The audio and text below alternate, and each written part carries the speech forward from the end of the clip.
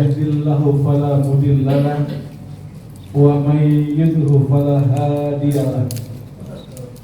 Asyhadu an la ilaha illallah wahdahu la syarika lahu wa asyhadu anna Muhammadan abduhu wa rasuluhu la nabiyya ba'dahu. Qala ta'ala fi kitabil karim, a'udzu billahi minasy syaithanir rajim. Bismillahirrahmanirrahim. Laqad kana lakum fi rasulillahi uswatun hasanah. Wa qala Nabi sallallahu alaihi wasallam, khairun nas qarni, summa alladhi yalunahum, summa alladhi yalunahum, summa yusul kadhiba fala ta'tabiru aqwaluhum. Shadaqallahu alazim. Mas muslimin rahimahumullah, yang saya muliakan segenap pengurus Mushola Ikhlas, juga kepada segenap pengurus forum komunikasi mushola, para ketua DKM, para RT, para RW yang bahagia. Alhamdulillah pada malam ini atas iradah Allah kita bisa bersilaturahim di mushola ini dalam rangka kegiatan taklim gabungan forum mushola. Saya tinggal di Bekasi Selatan, Pak, tepatnya di Perumnas 2 Bekasi. Jadi kalau Bapak suka ke stadion, sekitar situ kan, tepatnya di sebelah Rumah Sakit Primaya, pas nempel. Alhamdulillah, saat ini saya diamanai sebagai Ketua PCM Bekasi Selatan, juga sebagai Ketua Satu MUI Bekasi Selatan, juga sebagai perangkat Ketua RW juga, Pak. Ditambah lagi Ketua DKM juga ya. Tapi nggak ada gajinya, Pak. Alhamdulillah. Jadi begitu bicara RW ya agak nyambung lah. Saya nggak lama sih, baru 17 tahun ya, Pak. 3 periode. Ya. DKM-nya di Jakarta, saya itu DKM di Jakarta, Pak. Tepatnya di Glodok, Kabupaten Glodok, ada Masjid Ar-Rahim di tempat di komplek China, Petak 9, Pancoran. Alhamdulillah, sampai saat ini masih 1 istri, Pak, dengan 5 anak. Ya. Jadi 2 anak saya sudah bekerja, yang 1 di Batam, 1 di Jakarta. Alhamdulillah saya semuanya pesantren. Jadi yang bekerja hari ini pun insinyur asalnya pesantren, Pak. Husnul Khotimah di Kuningan. Ya, saya tahu sih. Yang 2 pesantren di Yafid, Darul Hikmah, pesantren Quran. Alhamdulillah yang sudah kasih ke SMA sudah 10 juz, Pak. Ajar. Yang berbuat di SMA Muhammadiyah.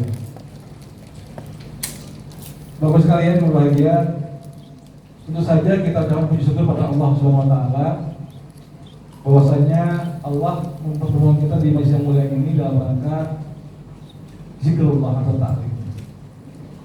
Ada sebuah hadis mengatakan begini, ketika kita berkumpul taklim, malaikat turun ke dunia mencatat. Ini di absen satu. Walaupun kita nggak ada absen, tapi di absen. Lalu naik ke langit dan malaikat mendoakan kita. Makanya berbahagialah orang-orang yang senantiasa terpaut hatinya dengan masjid dan mushola. Salawat dan salam kita haturkan bagi Rasulullah SAW, seorang yang sangat luar biasa, yang belum pernah ada dalam sejarah. Selama 23 tahun beliau berjuang sampai menikmati hasil perjuangannya. Beliau sangat lengkap dari sisi manapun. Sebagai kepala rumah tangga, punya anak, seorang kakek punya cucu, seorang jenderal punya tentara, seorang hakim juga dan kepala negara juga. Makanya wajar kalau Quran mengatakan laqad kana lakum fi Rasul uswatun hasanah. Lengkap. Kalau Nabi Isa kan tidak lengkap, tidak punya keluarga, tidak punya istri. Tapi Rasulullah lengkap. Dia pedagang juga, pengembala juga, kepala negara juga, hakim juga, lengkap. Maka itu mudah-mudahan malam ini kita ungkap sedikit. Saya membagi kepada 3 fase pengajian ini malam ini. Yang pertama saya akan ungkap kisah jahiliyah. Yang kedua masa dakwah Rasulullah. Yang ketiga tantangan dakwah kita hari ini, Pak. Ini perlu kita sampaikan. Karena kata Allah, "Wa man ahsanu qawlan mimman da'a ilallah." Tidak ada yang terbaik apapun profesi man da'a ilallah kecuali orang yang menyeru kepada Allah. Jadi kita yang hadir pada malam ini mudah-mudahan menjadi bagian dari umat beliau yang terus bergelora memperpanjang dakwah ini kepada generasi berikutnya. Amin. Baru sekali lagi ya, Rasul hidup di masa jahiliyah. Dulu waktu kita masih kecil, Pak Bos sekalian, jahiliyah itu kesannya bodoh, betul, bodoh. Tapi setelah saya baca buku-buku tafsir, bodohnya bukan bodoh tidak bisa baca tulis, bukan. Minimal ada 2 alasan. Kenapa bukan bodoh baca tulis? Yang pertama, Nabi diutus di tengah-tengah masyarakat yang hidup sastra. Makanya Pak, Bu, kalau baca Quran itu sastra, Pak. Contohnya gampang, Al-Ikhlas. Qul huwallahu ahad. Dak begini ya. Allahu samad. Terus itu kan sastra, Pak. Amma yatasaalun anin nabail ajnas. Tabat yada das pakai as. Jadi kata para mufassir, tidak mungkin Nabi Muhammad itu orang bodoh. Karena beliau hidup di tengah-tengah berkembangnya sastra. Dan sastra itu simbol orang baca tulis. Makanya Pak setiap tahun diperlombakan sastra itu. Yang menang dipajang di dinding Ka'bah. Namanya Al-Mu'allaqah, dipajang. Tahun ini bukan dari mana nih? Musola Al-Ikhlas, orang tahu. Begitu Quran turun, kalimatnya sastra, gempar mereka semua. Mereka berkata ini pasti bukan buatan manusia. Begitu teratur kalimatnya, begitu bagus muatannya, dan tepat tujuannya. Itu yang pertama. Indikasi kedua kata mufassirin, zaman itu orang zaman perniagaan. Zaman perniagaan. Makanya di sana dikenal dengan ada mata uang. Mata uang terbuat dari dinar dan dirham. Artinya apa? Tidak mungkin bangsa itu bodoh. Tidak mungkin bangsa itu terbelakang kalau sudah ada cetakan uang. Betul. Ini pasti sudah tinggi peradabannya nih. Maka itu anggapan jahiliyah itu bodoh dalam arti kata non science terbantahkan, Pak. Bukan. Lalu timbul pertanyaan, lalu kenapa disebut bodoh? Kenapa kok disebut jahiliyah? Kalau kita baca tafsir Ibnu Katsir, ya, Al-Maraqi dan sebagainya, jemaah sekalian, rahimahullah, bodoh yang dimaksud di situ bukan bodoh sains, bukan bodoh baca tulis. Apa bodohnya? Bodohnya ialah mereka tidak bisa menuhankan Allah Subhanahu wa ta'ala. Apa contohnya? Makanya kalau kita baca sirah, Pak, Umar bin Khattab tuh sering ketawa, sering nangis. Dia ketawa kalau ingat sedang lagi ibadah kepada Tuhannya yang terbuat dari roti dan lapar. Non sewu, ya Tuhan lapar, jempol hilang. Ibadah di waktu lain lapar lagi, kuping hilang. Begitu dia sudah kembali ke Islam, suka ketawa-tawa, ya aduh kok dulu Itu yang pertama, dia ketawa. Yang kedua, beliau menangis. Kenapa? Dia menyesal karena dia pernah mengubur hidup-hidup anaknya yang perempuan. Kenapa? Waktu itu amat aib, memalukan jika punya anak perempuan. Nggak ada harganya, Pak. Maka oleh istri beliau, anaknya itu didadani dengan baju laki-laki. Umar tidak tahu, anaknya perempuan nggak tahu dia, Pak. Dia tahunya waktu diajak berburu dan minta pipis. Begitu buka celana ternyata perempuan. Dengan setengah malu dipukul hidup oleh Umar. Manakala dia sudah sadar kembali ke Islam, sering menangis. Nah, kata para ulama, itulah jahiliyah. Jadi bodohnya bukan bodoh baca tulis. Seperti itu bodohnya. Dia maksudnya orang ngomong, jawab saya. Maka dengan ini terbantahkan sebuah anggapan bahwa jahiliyah itu bodoh. Bukan. Jahiliyah itu terbelakang secara agama. Lalu ada pertanyaan, Pak. Ini dialog antara seorang sufi dengan anak muda yang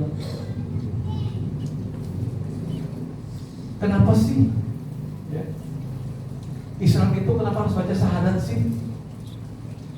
Ya. Padahal kan syahadat cuma ngomong, Pak, betul? Lisan.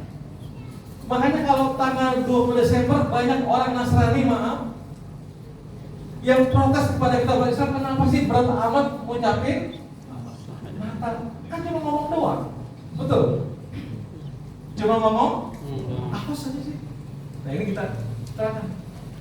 Jemaah sekalian, lisan ini pendek, tetapi dia bisa menentukan surga dan nerakanya kita, betul? Maka pemuda yang tadi bertanya pada ulama sufi, ditanya, Anda kuliah di mana nih? Oh, di Amerika saya, S2 S3. Bagus. Sekarang saya tanya, kalau Anda masuk kuliah, tidak daftar dulu nih, duduk, ikut belajar, kira-kira boleh ikut ulangan nggak? Boleh ikut ujian nggak? Boleh kamu lulus nggak? Ya enggak bisa tuh. Kata ulama tadi, begitulah Islam. Walaupun Anda sujud, Anda ruku, zakat, haji nggak boleh ya, tetapi tidak mengucapkan kalimat syahadat, Islam bukan? Bukan. Sedangkan syahadat cuma mengucapkan kalimat syahadat lisan. Asyhadu alla ilaha illallah wa asyhadu anna Muhammadan. Jadi Pak, cuma karena lisan orang bisa masuk neraka, karena lisan bisa masuk surga. Dia tanya lagi, penasaran, tanya Pak Kiai, kenapa setan terbuat dari api, tapi masuk neraka dari api juga? Kan nggak acid tuh, curang. Kan pusing juga tanya begitu kan? Oleh Kiai ditabuk anak muda tadi. Wow, bukan marah Kiai nggak mesti. Enggak, bukan marah, saya cuma nerangin. Tangan saya dari apa bahannya? Kulit. Pipi ada dari apa? Dari apa? Kulit. Kok kesakitan? Yang nabok kulit, yang ditabok, kenapa kesakitan? Allah sudah menyiapkan neraka itu dengan ribuan kali lebih panas dari api yang dibuat untuk setan. Jadi kata ulama tadi, walaupun setan dari api, tapi malah masuk neraka, dia pasti menderita. Jemaah sekalian, kalau kita nih hadir hari ini ya, malam ini, banyak cita-cita Pak. Ada jadi polisi, pengacara, anggota dewan, guru, banyak. Kalau setan nggak ada Pak, cuma satu. Posisinya apa? Tugasnya cuma satu, menggoda manusia. Karena tugasnya menggoda, tergelincir kita Pak. Jangan punya anggapan, punya anak-anak kalau orang sudah ke masjid setannya nggak ada. Enggak Pak. Masih bisa ikut setan Pak. Ya.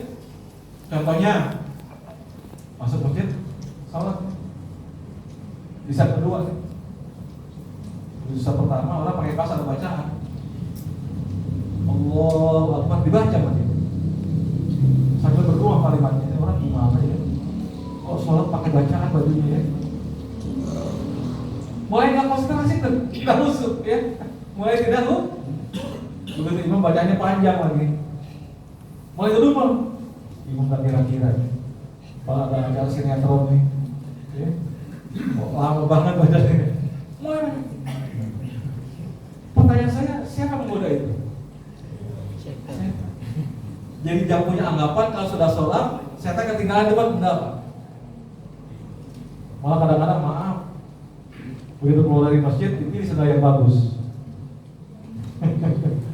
Karena dia katanya amalnya hadis ya, ambil yang baik, buatkan yang jelek ya. Jadi begitu pulang cari yang bagus sendalnya. Tanya Allah, maka itu Nabi kita yang mulia Muhammad SAW dalam perjuangannya selama 23 tahun, selama 3 tahun di Mekah, perjuangannya apa? Melulu soal akidah.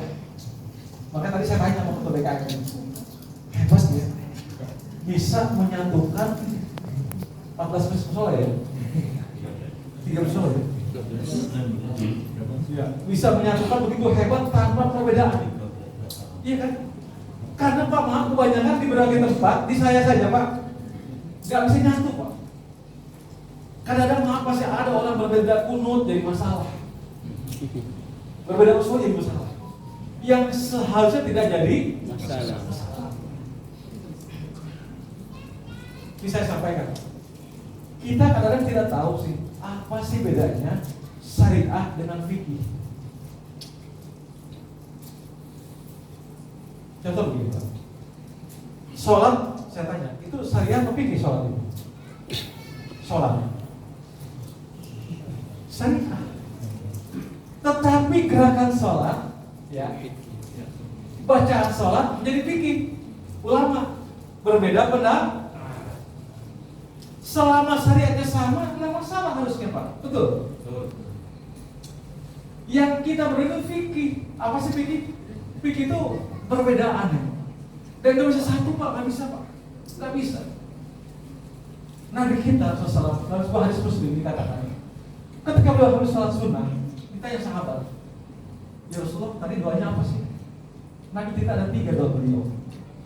Aku kepada Allah yang 2 dikabul, yang 1 nggak dikabulkan. Padahal kalau kita baca surat Al-Ghafir ayat 60, Allah berkata, qala rabbukum ud'uni astajib lakum. Mintalah pada Tuhan kalian akan dijawab. Ya kan? Tapi Nabi nggak dijawab satu doanya.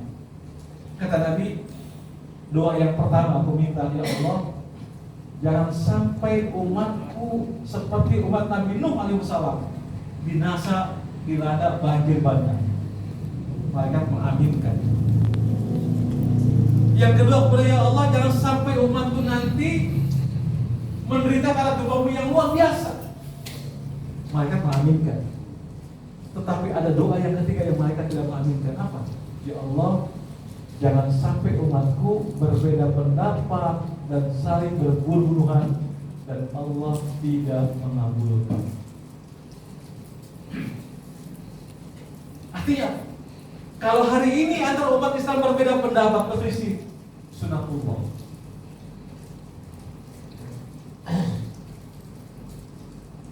Bahkan zaman Nabi pun sahabat berpendapat. Nabi masih hidup nih. Apa contohnya? Ada sekitar 6 sahabat, ya Rasulullah, aku mau ke tempat yang lain. Kata Rasulullah, gimana tuh sholatnya? Kata Rasulullah, sholat sampai di sana. Pas itu berangkat zuhur sampai asar liwat. Akhirnya berbeda pendapat. Sebagian stop dulu. Ini udah masuk waktu asar sholat. Ya sebagian udah masuk sholat, kenapa? Tadi janji kata Rasul, sholat sudah sampai di tujuan. Bayangkan, nabinya masih hidup, ya, masih hidup, masih ada Rasulullahnya, tapi dia berbeda pendapat. Akhirnya separuh sholat asar, separuh udah sholat asar, dan sampai sholat maghrib. Akhirnya sudah sampai sana baru sholat ya. Ngadu ke Nabi, ya Rasulullah, maaf nih, ada problem nih, berat nih. Cerita dia. Nabi tersinggung. Kata Nabi, antum saudara, benar semua. Benar semua. Siapa sekali ya? Bisa jadi kalau hari ini kita berbeda pendapat yang fikih, benar semua Pak. Mazhab Syafi'i, Hambali, ya, Maliki,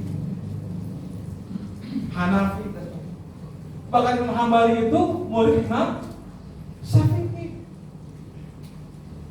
Bayangkan, sama seperti pendiri NU Kiai Hasyim Asy'ari, pendiri Muhammadiyah Kiai Ahmad Dahlan, itu satu guru. Mereka pulang dari Timur Tengah naik kereta bareng-bareng. Ya satu Ahmad Dahlan, Ahmad Surkati, Hasyim Asy'ari, yang satu bikin NU, satu Muhammadiyah, satu Al-Irsyad, satu guru. Tapi kenapa hari ini umatnya, pengikutnya saling gotong? Kenapa? Tidak paham fikih. Tidak paham fikih. Maka Nabi selama 13 tahun di Mekah, yang beliau ajarkan bukan fikih, tapi apa? Akidah, keimanan. Nabi nggak ngajarin sholat, belum ada bicara soal ekonomi Islam, belum bicara soal zakat, tapi akidah kenapa? Akidahnya prinsip Pak. Orang biasa sholatnya rajin, tapi akidahnya mencek, gagal. Akidah itu Bapak Ibu sekalian tidak boleh 99,9% nggak boleh. Harus bulat 100%. Akidah tidak boleh hampir benar, nggak boleh. Harus benar, itu akidah. Maka kalau kita baca kisah Bilal bin Rabah, beliau seorang muazin zaman Rasulullah SAW. Beliau belum ngerti ekonomi Islam, belum ngerti sholat duha, belum paham sholat maghrib, belum. Islamnya belum lama. Lalu begitu disiksa di padang panas oleh Abu Jahal, ditaruh batu dan seperutnya untuk beralih kembali pada agama nenek moyang. Dia berkata, aha. Bayangkan, orang kalau akidahnya kuat Pak, biar ilmu agama belum panjang, belum banyak hafalan, tapi yakin kepada Allah, nggak bergeser seperti itu. Kalau hari ini kita agak sedih, banyak orang menjual agamanya, lantar duduk di jabatan tertentu, nggak hiraukan lagi agama halal haram. Nggak itu lagi soal warisan. Banyak rumah tangga Islam, maaf, tidak menerapkan warisan karena nggak adil katanya. Kok laksana perempuan satu, bayangkan. Bapak, Ibu sekalian, kalau baca kisah Sunan Bongroni, seorang Belanda, Bapak tahu daerah mana yang paling akhir dijajah oleh Belanda? Aceh. Seluruh tentara gagal menumbangkan Aceh. Sampai akhirnya orang Belanda mengirim Sunan Bongroni pura-pura masuk Islam ke Saudi Arabia berkat dari Abdul Ghaffar. Begitu balik dari Saudi Arabia, dia turun ke Aceh membuat hadis-hadis palsu. Baru akhirnya Aceh kalah Pak. Bayangkan. Makanya Bapak sekalian, perlunya umat Islam hari ini memahami hal-hal seperti itu. Masa pertama Pak, ya, jahiliyah. Sekarang kita masuk masa kedua. Apa masa kedua? Dakwah Rasulullah SAW. Jemaah sekalian, saya tanya. Kadang-kadang ada orang bilang, kok Islam keras sih? Kayak Rasul lembut, Rasul penyayang. Kenapa hari ini ada Islam yang radikal, intoleransi? Kira-kira betul nggak kalimat itu? Betul nggak? Nggak semuanya betul. Nggak semuanya betul. Kalau Rasul tidak perang, kira-kira Islam sampai nggak daerah HI ini? Belum. Sampai nggak? Kalau Rasul cuma zikir saja di masjid, berdoa saja di masjid, ngaji saja, sampai nggak Islam ke tanah air kita? Ya. Jadi kadang-kadang Islam perlu kekerasan, Pak. Betul? Betul. Iya. Rasul 26 kali ikut perang memimpin, Pak. Bahkan dalam perang Uhud sampai tanggal giginya. Jadi kita jangan termakan ucapan orang, Pak. Kok kamu agamanya kasar sih, Pak? Tergantung. Kalau kita dihina masa kita diem aja, Pak. Oh, saya mau sabar, Pak. Ditabok pipi kiri, kasih pipi kanan. Cuma sabar doang. Bukan. Nabi berperang. Ya namanya masa orang perang diem aja kan? Waktu menombak, memanah. Jadi suatu ketika Islam juga perlu ditegakkan dengan kekerasan. Apa ya? Jadi jangan anti saya enggak. Memang hari ini mulut orang-orang kafir, mulut orang liberal benci kepada Islam, radikal, intoleransi. Kita dihina, begitu kita lawan radikal. Kita diinjak, begitu lawan radikal. Begitu tuh. Islam harus taat, adem. Lalu dibuka hadisnya, coba Rasulullah. Ketika beliau jalan di rumah Yahudi, diludahi terus ya, sampai 3 kali, itu betul. Tapi ada hadis yang lain.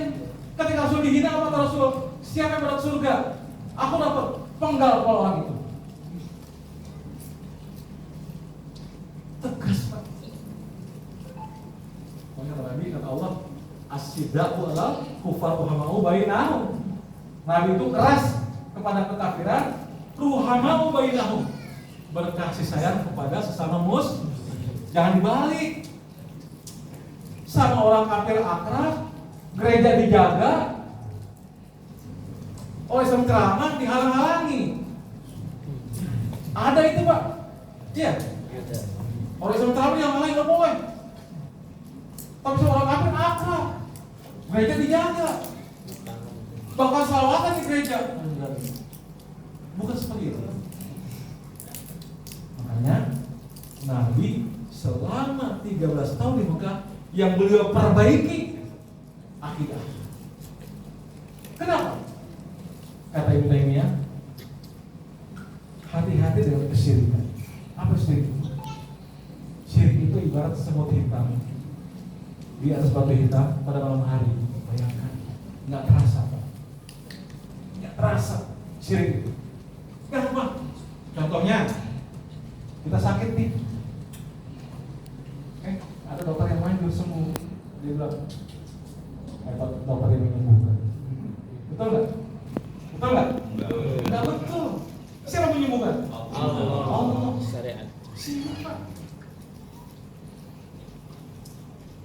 Kalau lisan kita tidak terjaga, etika kita tidak terjaga. Misalnya lagi mau kawin, mau nikah, dicari hari baik, bulan baik, motonnya. Pertanyaan saya, apa Allah pernah menciptakan hari yang buruk? Enggak. Hah? Enggak ada. Enggak ada. Oh, itu di jumlah. Wah, ini pas hari Jumat. Atau pas hari Jumat yang hari. Tidak ada. Kalau dagang hari Selasa gitu. Tidak.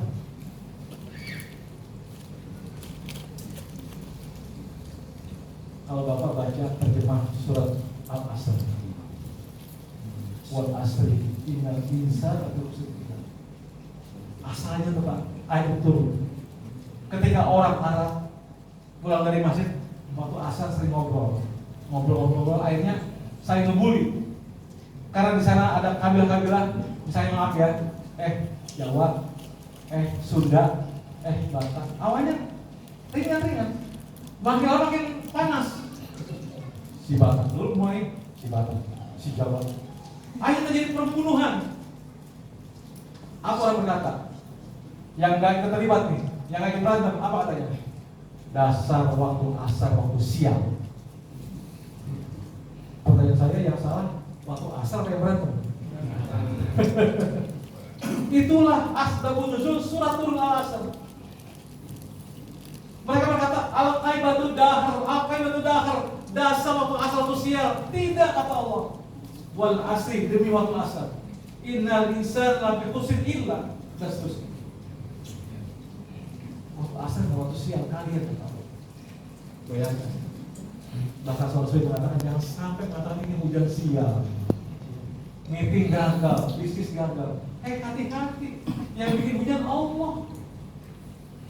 Mungkin bagi kita tidak nyaman hujan, tapi ribuan petani menunggu hujan di daerah.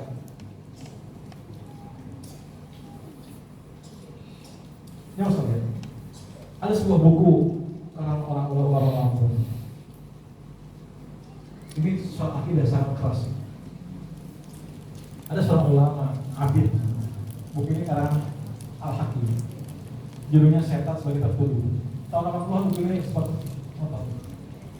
Jadi di satu kampung, Pak,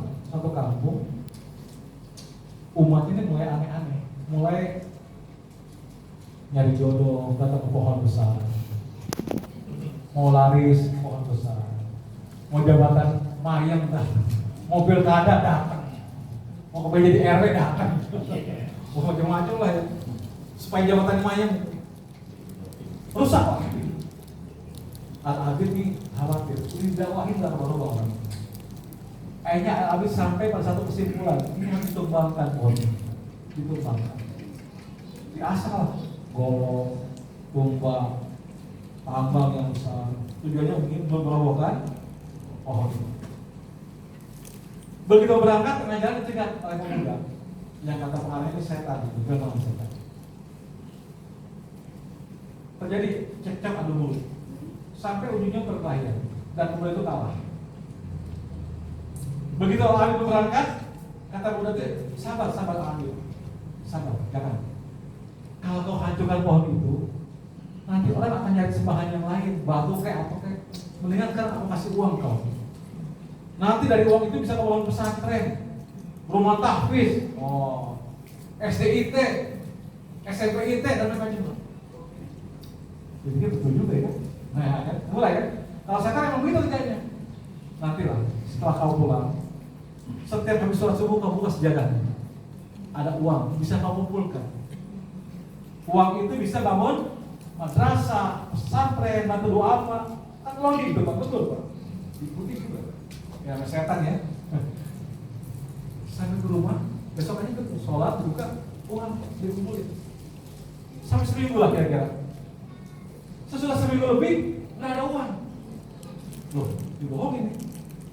Besoknya buka, nggak ada uang lagi. Wah, ini ada buka lain nih. Diasal lagi bolong.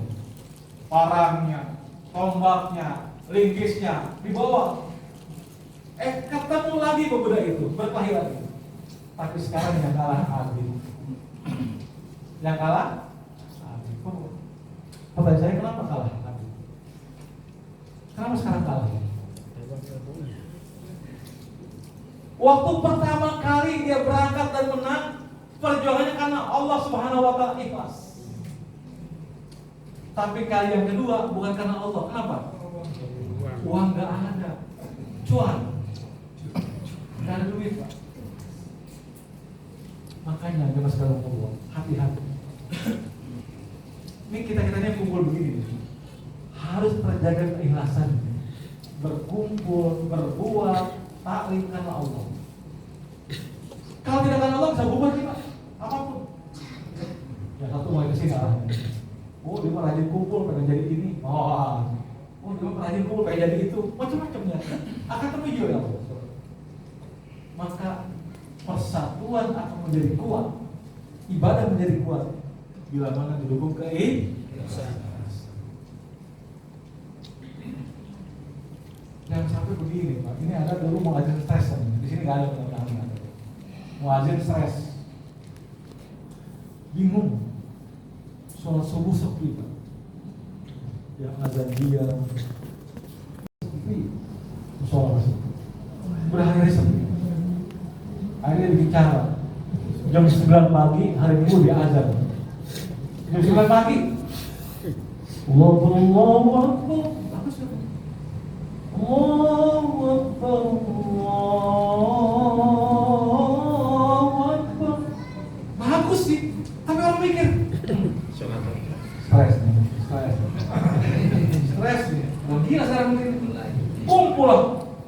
lagi di warung kopi datang, yang di rumah datang nyamperin semua, marah-marah. Kamu azan gila, ini jam berapa? Jam 9 azan subuh. Apa tuh maksud tadi? Lu yang gila. Tadi pagi gua aja gak ada yang datang.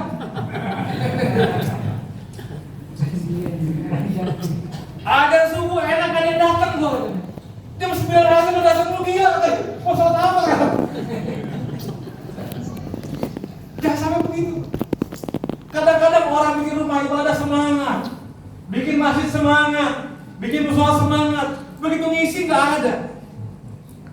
Maka tadi mengatakan jangan sampai rumah ibadah seperti kuburan. Apa kuburan Pak? Ketika muncul rebutan, bantuan semua, begitu masuk aja mau, nggak mau. Hati-hati. Karena tugas kita ialah menyiapkan orang untuk ibadah.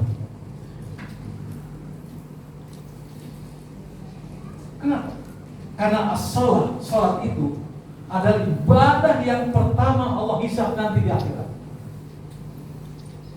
Iza sholat ukulu. Kalau sholatnya baik-baik semua Pak. Tapi kalau buruk. Bapak sudah bahagia. Kata Imam Ghazali, nggak kita perlu begini mengatakan. Tariqatu hayat, tariqatu ilmu. Hidup itu Pak, sesungguhnya menuju pintu kematian. Makanya kemarin Pak, bulan ini masih saya ada cemburu dengan kematian seorang mu'alaf, Stephen gimana nggak cemburu Pak? Umurnya 41 tahun, masih muda Pak ya? Iya. Mengislamkan 63.000 orang. Kebayang pahalanya Pak. Ketika beliau mengislamkan 300 orang di Mekah, ketika dibangunkan, lagi dibangun mengatakan dalam itu Pak, dibangun pekerja Cina 300 orang diislamkan oleh dia. Dia datang bawa makanan berkali-kali, disadarkan dia orang Cina. Kedengeran berita ini sampai ke Abraham Sudais, imam besar Masjidil Haram, Imam Sudais. Di sana kalau imam itu Pak sekelas menteri Pak. Jadi rumahnya dijaga oleh askar. Tetap Pak orang datang asal rumah ke nginepnya si kosten. Waduh, mati kan? Dijemput askar lagi. Mati, bener-bener ada apa ini? Begitu dijemput cerita Asudes, Tuhan, saya sudah dengar Anda mengislamkan 300 orang pekerja. Saya ulama besar di sini, lahir di sini, besar di sini, ulama di sini, belum mampu mengislamkan sampai sebegitu hebat. Allah. Terus adalah Allah. Bayangkan. Begitu hebatnya Koster. Dan dia pernah menjual rumahnya Pak. Hartanya 13 miliar dihabiskan untuk apa? Membeli untuk pengobatan COVID Pak. Tis. Ya Allah ya. Karena malu ya. Kita sudah setua ini belum bisa sehebat beliau Pak. Beliau meninggal hari Jumat sampai begitu dimandiin semua menyaksikan ya Allah wangi tubuhnya. Nggak ada kotoran sedikit pun yang keluar dari itu. Allah. Jemaah sekalian, lama sebetulnya keislaman itu bukan jaminan kita di ujung hidup kita baru. Bukan. Makanya kita selalu doa ya Allah, jadikanlah aku husnul sebaik-baik akhir hidupku. Karena kata Imam Ghazali, akhir kehidupan itu mencerminkan orang sehari-hari. Makanya hati-hati, mohon maaf. Saya sering ngapa orang tua udah lah ya. Kalau malam jangan lupa main gape pas malam. Ya, jangan kalau udah pakai uang jangan. Kalau mati malu. Tong, bapak mati lagi gape tong. Bininya malu, Mbak. Suami mati gape Mbak. Cucunya malu, bapak nggak pakai uang. Kenapa? Karena ujung kehidupan itu kesimpulannya ketika sehari kita Pak. Jadi nggak mungkin kalau orang ahli maksiat begitu ujung kehidupannya la ilaha illallah, mungkin Pak, nggak mungkin. Walaupun kalimatnya pendek dan gampang, nggak mungkin. Kematian itu potret kehidupan sehari-hari orang. Potret. Makanya kata Nabi di sebelah katakan, sehari semalam itu nggak kurang Pak, 60 kali malaikat mengintai kita Pak. Malaikat itu melihat kita 60 kali gitu. Sering berkata, aduh, orang kok ketawa terbahak-bahak ya. Apakah takut mati ya? Kalau ada waktunya. Untung nggak kelihatan Pak. Untung nggak kelihatan. Kalau kelihatan lagi makan ditakut juga. Maka itu bagi seorang muslim hati-hati. Karena kita tahu Pak, kaya tidak pasti, bahagia tidak pasti, rumah bagus tidak pasti, tapi yang pasti apa? Sampai Allah catat 3 surat tentang kematian, sama kalimatnya. Fa iza jaa ajaluhum la yastakhiruna sa'atan wa la yastaqdimun. Di Yunus, Al-A'raf, Al-Anfal sama redaksinya. Apa punya kalimatnya? Fa iza jaa ajaluhum. Jika datang ajal, la yastakhiruna sa'atan, tidak bisa maju sedetik, wa la yastakhirun, kan 10 detik. Artinya apa? Pas. Jadi begini Pak, nggak boleh kita bilang coba nggak nyebrang, nggak meninggal, nggak boleh. Kalau nggak nyebrang dia pasti, kalau nggak nyebrang dia meninggal juga Pak. Di rumah meninggalnya, ya. Wah, coba nggak kebakaran, nggak mati. Nggak mati di situ nggak kebakaran, kenapa? Karena dimanapun detiknya, jamnya, menitnya, la yastakhiruna sa'atan wa la yastaqdimun, sama. Makanya kita itu diberi jarak ikhtiar ke sini ya, ke sini. Dulu waktu kecil masih ingat kali kisah tentang keluarga Maria Hardy. Anak si Didu namanya, si Riri si Kiki. Keluarganya sangat santun, tapi mati bunuh diri. Ya, Maria Hardy kan. Jangan bilang, oh coba mau bunuh diri, nggak mati dia. Walaupun nggak bunuh diri akan mati, tapi cara yang lain. Di tempat yang lain. Kenapa? Allah janjikan tadi, orang itu sudah mati sudah pasti, ajal sudah pasti. Makanya sekalian, yang kita takutkan bukan mati, apa? Sesudah kematian. Betul? Makanya orang masuk surga itu Bapak sekalian, Ibu sekalian, bukan karena amal ibadah. Bukan. Kenapa? Ridho Allah. Ya, di Al-Baqarah kan? Ridho Allah wa anhum. Allah ridho mereka ridho pada Allah. Karena kalau bakal ibadah Pak, maaf nih, hitung-hitungan sekarang kita nih. Umur kita 60, balik 15 tahun, taruhlah 45 tahun ibadah terus nggak maksiat, taruhlah 45 tahun. 15 tahun kan belum dinilai kan? Kira-kira Pak, cukup nggak ibadah 45 tahun buat di surga ribuan tahun lebih? Cukup nggak? Impas nggak? Nggak impas. Ibadah 45 tahun sama dengan ribuan tahun terus di surga, nggak impas. Kurang. Bahkan kata ulama, kalaupun ibadah itu ditukar dengan uang, mengganti nikmat mata saja nggak cukup. Kita tanya nih, maaf kita tanya nih. Pak, mau nggak 5 juta? Congkak satu matanya. Kan sekarang ada tren orang jual ginjal ya, ratusan juta, banyak sekali. Artinya apa? Nikmat mata, nikmat pendengaran, nikmat penglihatan, nikmat perasaan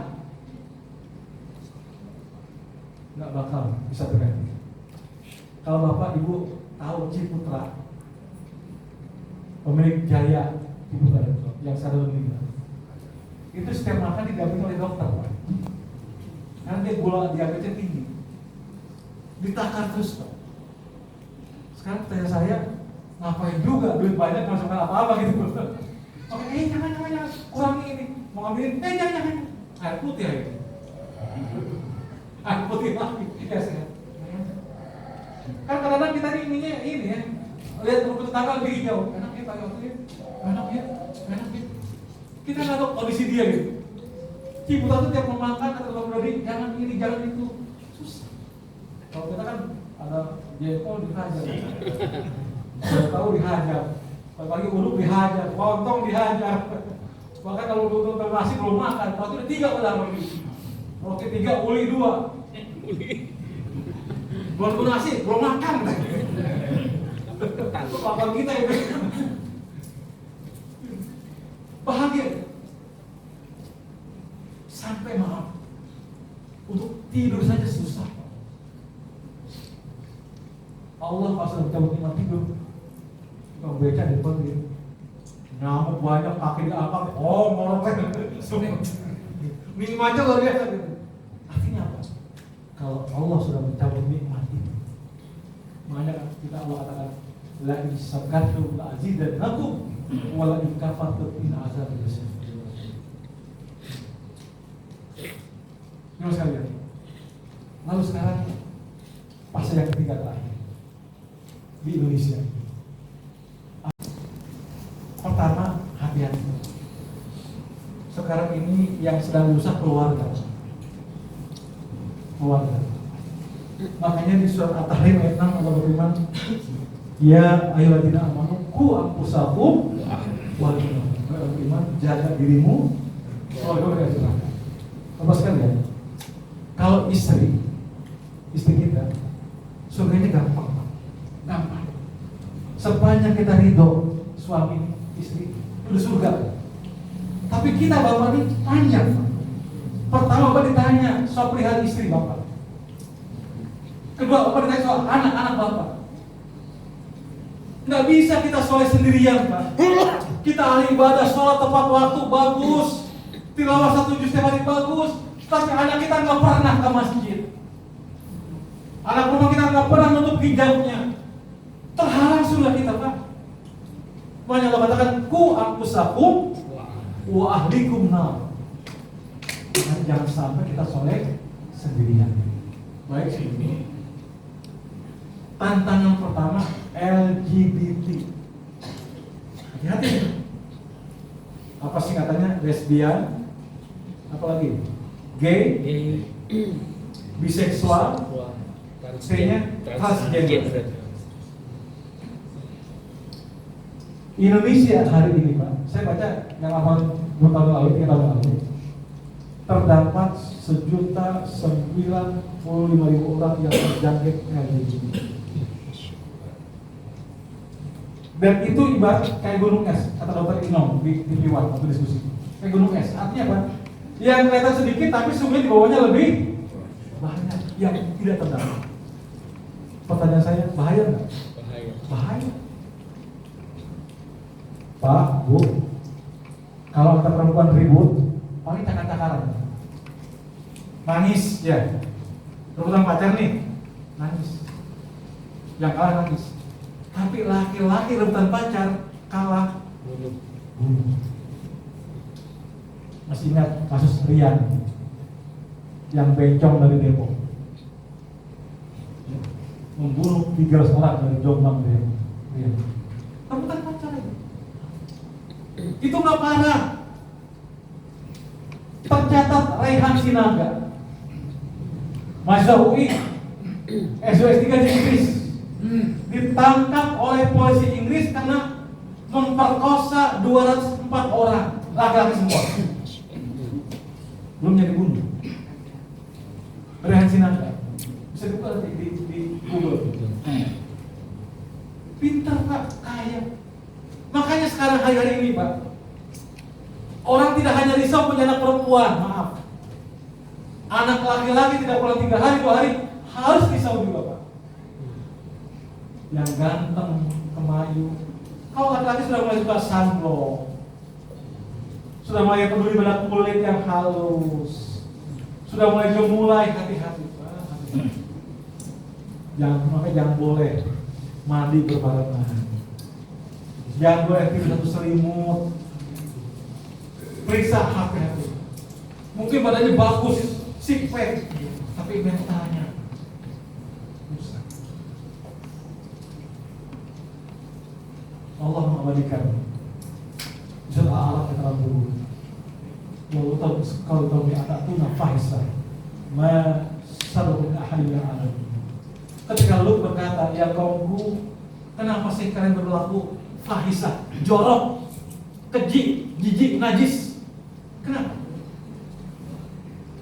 Ma sabuka min ahli al-alam. Dia tak pernah orang dulu berlaku. Asalnya kaum Sodom itu dari bukit Sodom dulu. Laki-laki suka dengan laki. bayangkan dubur dihajar. Banyak orang kalau sudah parah, kata Dr. Ino, ada 2 penyakit yang berbahaya dari orang Sodom. Pertama HIV, kedua cacar monyet. Enggak ada sebenarnya, belum ada obatnya. Bahkan kalau sudah parah, sudah dibawa ini, buang air dan berbesok. Dan Allah Subhanahu wa Ta'ala, kalau kita baca kisah-kisah para orang dahulu, bahkan Fir'aun sekalipun, Namrud sekalipun, tidak pernah azab seperti yang dialami oleh orang Nabi Lut alaihissalam.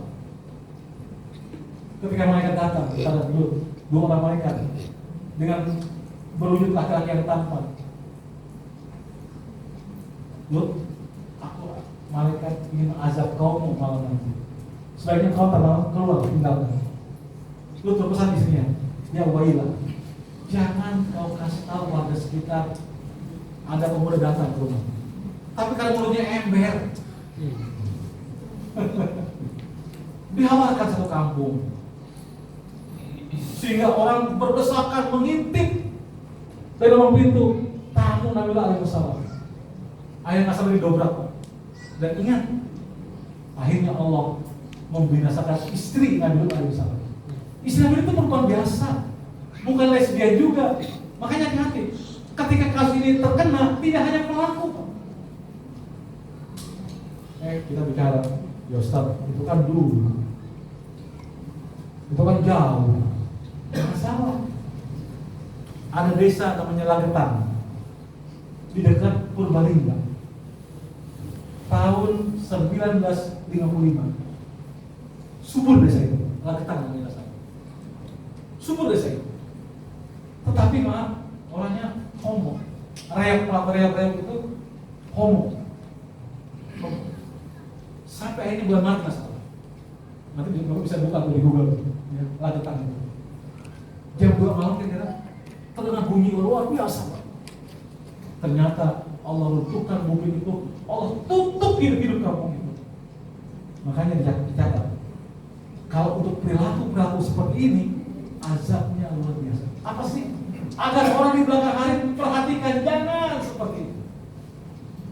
Dan jemaah sekalian, hari-hari ini yang terbesar di Indonesia itu pelaku LGBT Jawa Barat.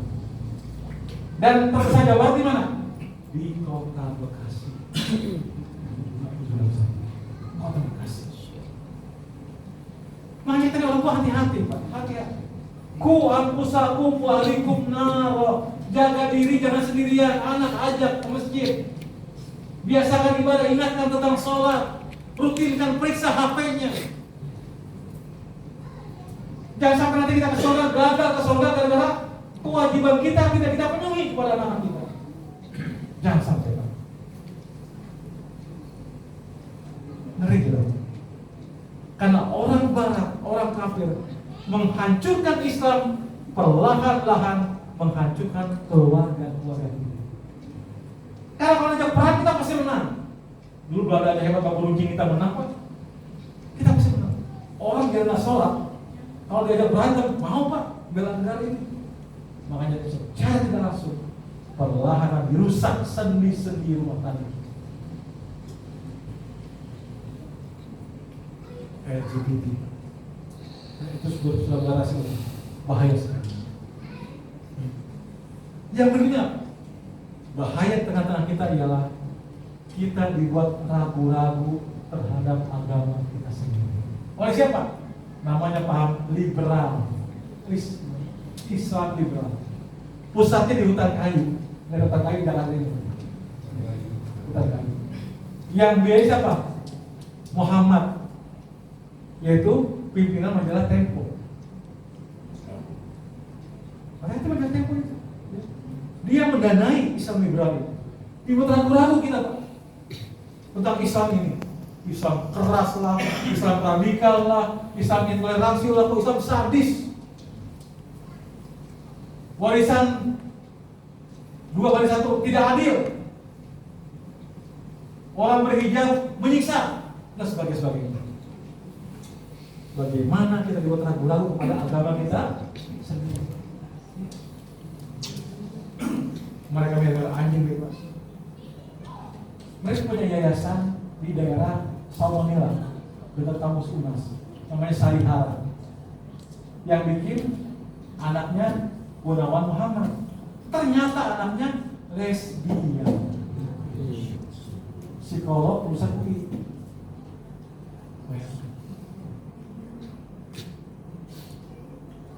Jangan sekarang ngomong. Makanya sikap kita ngapa ya?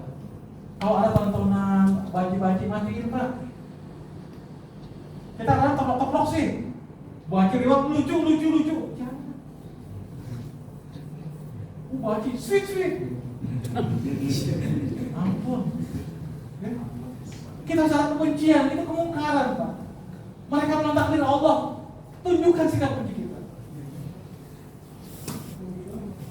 Jangan.